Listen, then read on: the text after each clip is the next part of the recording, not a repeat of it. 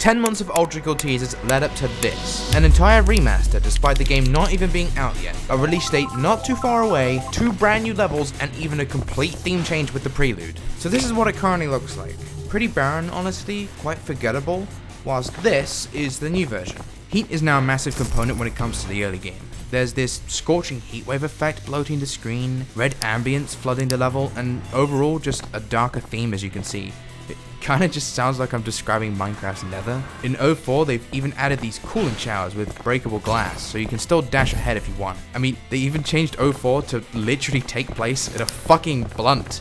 For those with keen eyes, you might have noticed that the Cerberus got a whole new model. Their buffer, rock, and slowly break apart once damaged. Not only that, the animations have been completely redone to be more statue-like.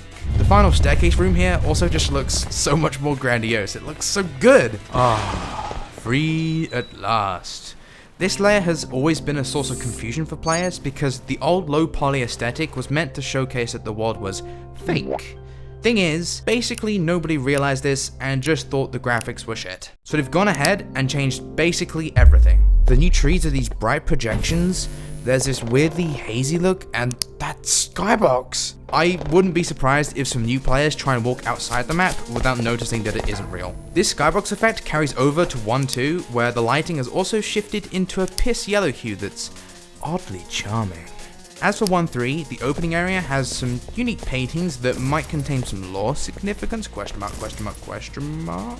Now here's a fun question. What's missing in this part of the level? If you said gay sex, you'd be wrong. It's actually the fact that the lava is fucking solid. So yeah, they fixed it. And hey, they also added the heat effects from Prelude. You know what's also hot? The Lust layer. I'll skip the intro here because it's basically unchanged, but Lust now takes place in a city with actual depth. Yeah, that crusty old 2D PNG, gone. Full 3D and even an entire fucking paper written about it. They've also added some crane action. Look at it go. The 3D city has also been added into 2.3, the worst level in the game by the way, and they— OH NO! What? Look at those subtle contrasting light sources. The tasteful darkness of it. Oh my god, it even has a new terminal. And that isn't even the level remake. Gluttony was always the ugly child of the Ultrakill layers. It just reeks of unfinished and rushed development because it was. And now we finally get to see what Hikita actually envisioned it to be, and it's so fucking disgusting, I love it. They really cooked hard on this one. You know what else is cooked? God damn, the sun is the first Act 2 level we've seen revamped, which has minimal changes due to coming out. Oh my god, it's almost been 4 years. Yeah, they added gold dust. See? New, old. New, old. Subscribe now. Did you see those massive changes? 5.2 is up next, and honestly, the only major change here is that the lighthouse now rotated potatoes, and I'm wet. So onwards into 5.3, and man, I love world building. You see this? This isn't just a cool statue, no. This is the ferryman we get the rocket launcher from, fighting the ferryman we battled in the previous level. They added more statues, more spoonfuls, the unmatched power of... They even added more polygons to my low poly boomer shooter. No! Despite this being the last level teaser, we've also seen other updates throughout the year, starting with this new feedbacker model. They haven't finished the animations yet, as you can see by all the clipping here, but it looks great and it's been needing a redo for quite a long time. They also ASMRized the audio. Give it a listen. They updated the skulls, overhauled the interfaces found around the world, there's a rail cannon remaster being done, and the Schism got a rebalancing. It now has these sort of laser linking projectiles, which means you gotta pull off some Ultra Instinct dodging in the cybergrind now. Hikita also mentioned on the Ultrakill Discord that this change is for standard difficulty and above. Thanks Hikita, I totally wasn't done editing this entire fucking video.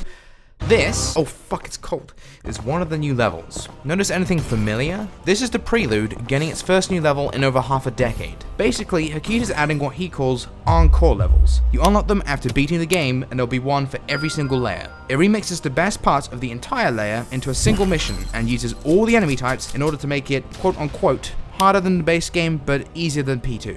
So this is Prelude's Encore level, which is set to be the longest mission in the game. The layer is now coated in dandruff. Icicles dribble from the ceiling, the floors are slippery. We even get to enter areas that we couldn't in the originals, with the teaser ending off with Squid Game? What the fuck is Hikita doing? Where is Fraud? Well, it isn't that simple. According to Hikita, the plans for Fraud are so complex that the current code isn't able to make these ideas. So they've got to go back and completely redo the enemy code, which in turn leaves all the graphic designers and whoever else completely free.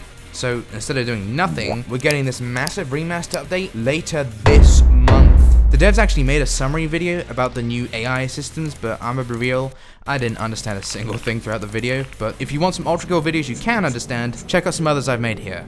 Thanks for watching.